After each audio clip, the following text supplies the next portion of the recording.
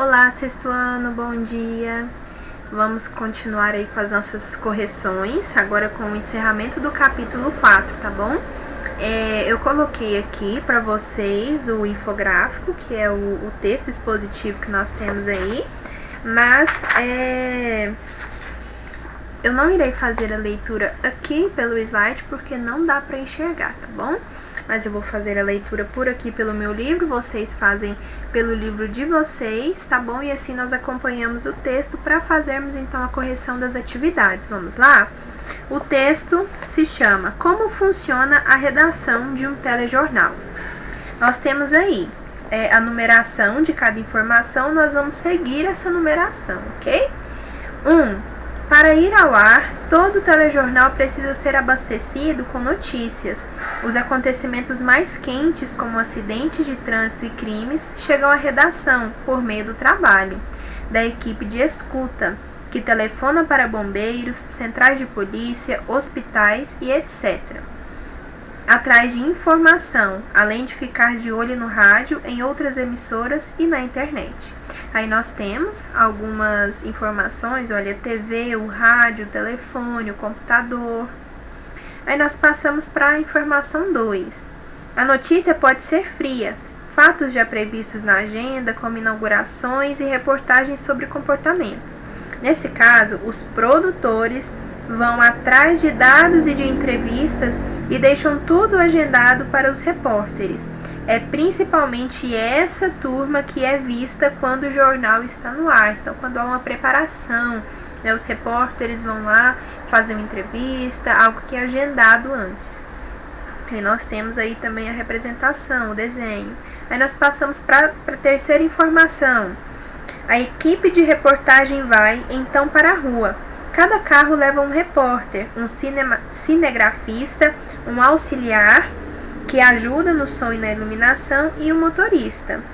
O repórter faz as entrevistas e grava a passagem, que é a parte do vídeo em que ele aparece à frente da câmera.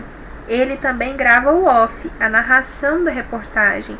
E aí nós temos, olha, o motorista, o cinegrafista, a repórter e o auxiliar. Nós passamos agora para a informação 4. As reportagens locais chegam à redação em gravações levadas pela própria equipe ou por um motoboy. Nos grandes telejornais há também conteúdos vindos dos 4 cantos do país e dos correspondentes no exterior.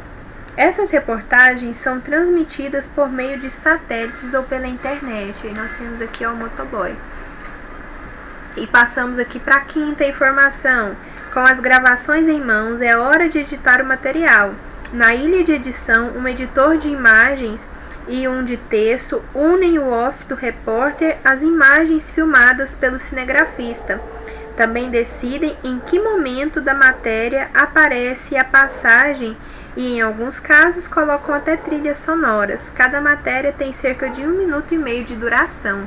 Então, nós temos aí, olha, o editor, o papel do editor numa redação de jornal. E nós temos aqui, ó, o editor, a ilha de edição. Vamos passar para frente. 6. Lá em cima. Com as matérias editadas, o chefe de redação e os editores executivos montam no computador o espelho do jornal.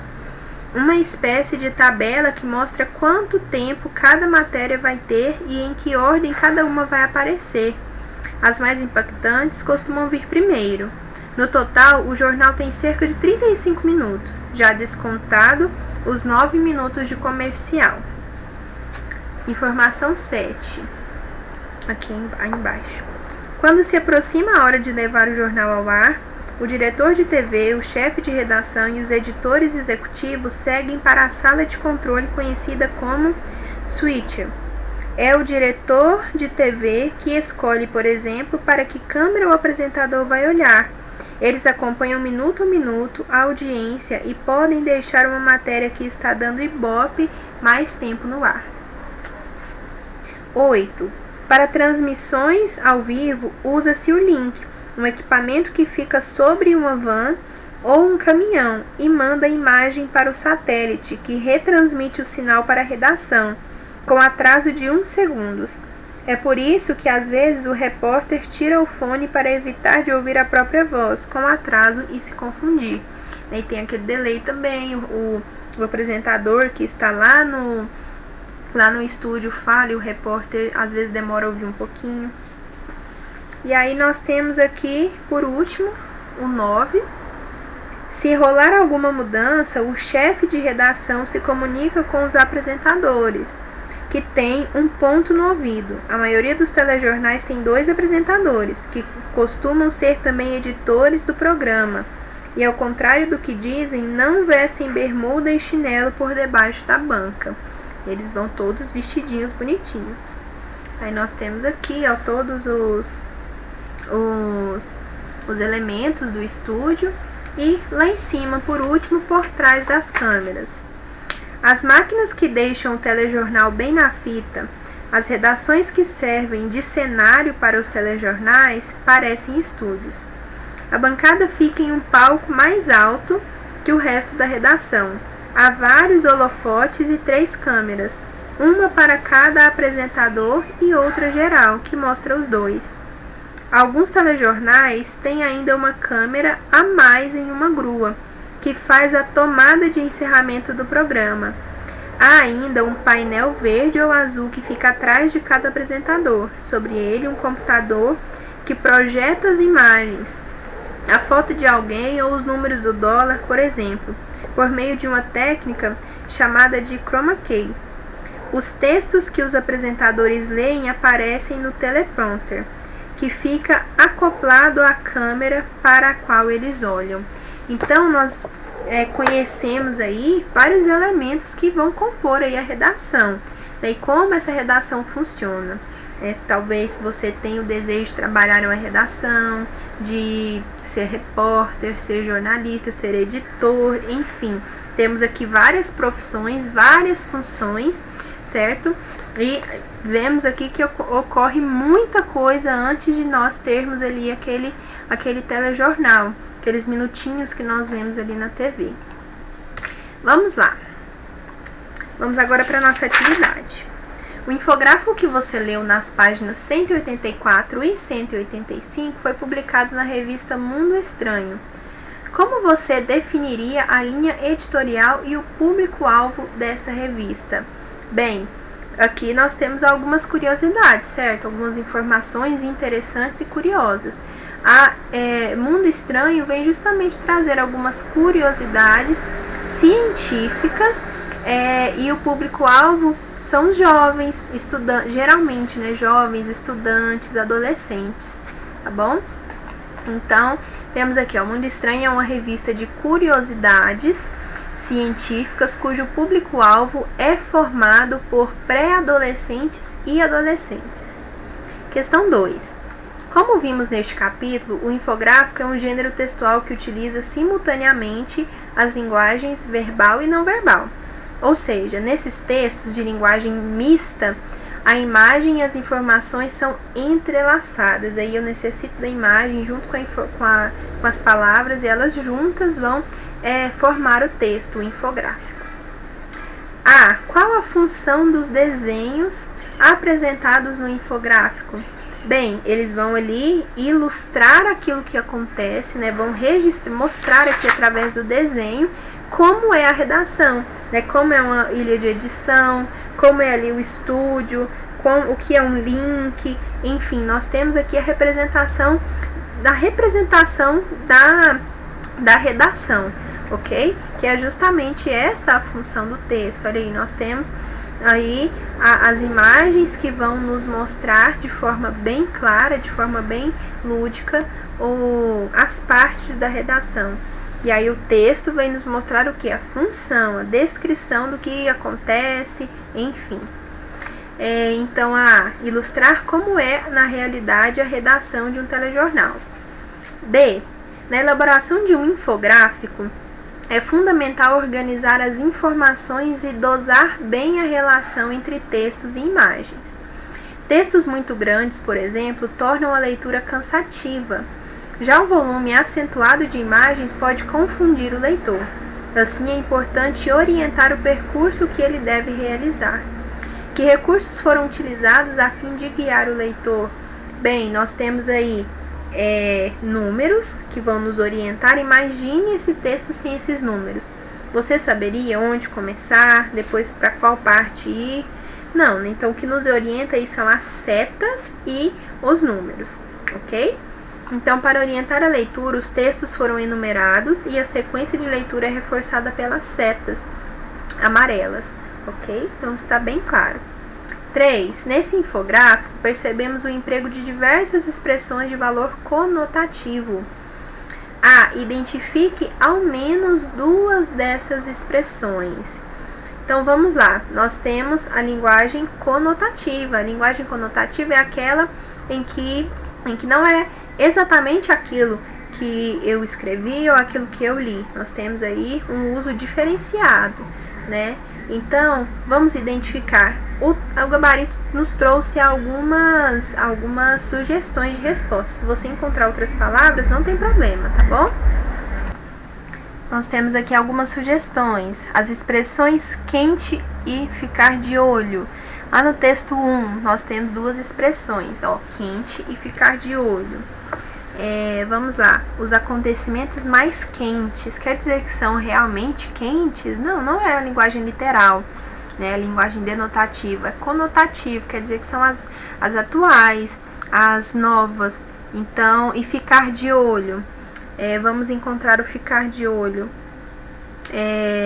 Atrás de informação, além de ficar de olho no rádio. Ficar de olho no rádio quer dizer que ficam atentos ao rádio e outras emissoras e à internet, ok? O ficar de olho ali, no caso, é ficar atento. Rolar, texto 9.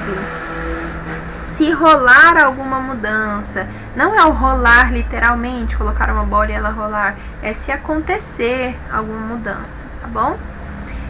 E bem na fita, lá naquele texto, por trás das câmeras, as máquinas que deixam o telejornal bem na fita, quer dizer, deixa ele bonito, né, com o visual, com a questão estética, né, a organização, tudo, então deixam bem na fita, ok? Então são alguns exemplos da linguagem conotativa, né, linguagens, palavras e expressões com valor conotativo.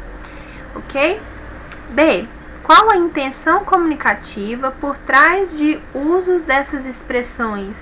Deixar o texto ali menos formal, né? Deixar ele mais dinâmico, mais descontraído, mais divertido, tá bom? Por isso que se usa esses termos, principalmente porque é um texto voltado para o público jovem, né? Para o adolescente, para o pré-adolescente, então a linguagem é mais tranquila. Então, a intenção é deixar o texto mais leve, ou seja, menos formal. Mais leve, mais divertido, menos formal. Vamos agora para a questão 4. Na leitura dos textos 1 e 2, observamos que as notícias são classificadas nas redações de 2 formas. A. Quais são elas? Bem, olha, vamos observar as notícias. No primeiro texto, no texto 1, para ir ao ar, todo telejornal precisa ser abastecido com notícias. Os acontecimentos mais quentes, ou seja, as notícias quentes. E nós temos também, no texto 2, a notícia pode ser fria. Então, nós temos a notícia quente e a notícia fria, tá bom? Notícias quentes e notícias frias. Que figura de linguagem está presente nessa classificação? Agora vamos lembrar lá da figura de linguagem. Nós temos uma figura de linguagem que vai nos dar palavras que estão ali juntas, na intenção de contraste. Uma é contrária à outra, e ali elas são usadas juntas justamente para se dar ênfase a esse contraste, que é o caso de quente e fria. Quer dizer que as notícias quentes são aquelas ali da hora, né? São notícias coisas que acabaram de acontecer, informações novas, e as frias já são notícias ali que são planejadas, organizadas, com um assunto que não é tão novo assim, certo? Então, essa figura de linguagem é chamada de antítese, tá bom? É a antítese.